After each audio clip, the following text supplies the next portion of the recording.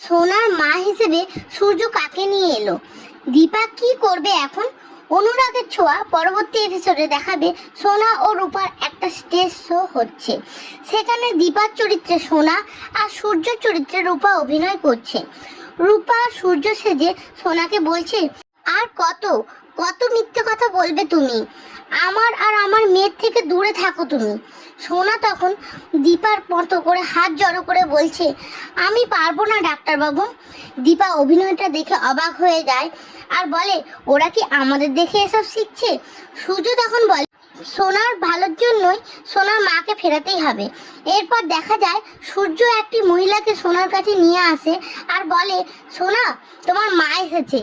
এই দেখে সোনা ওই মহিলাটাকে দেখে মা বলে ডাকে আর খুব খুশি হয়।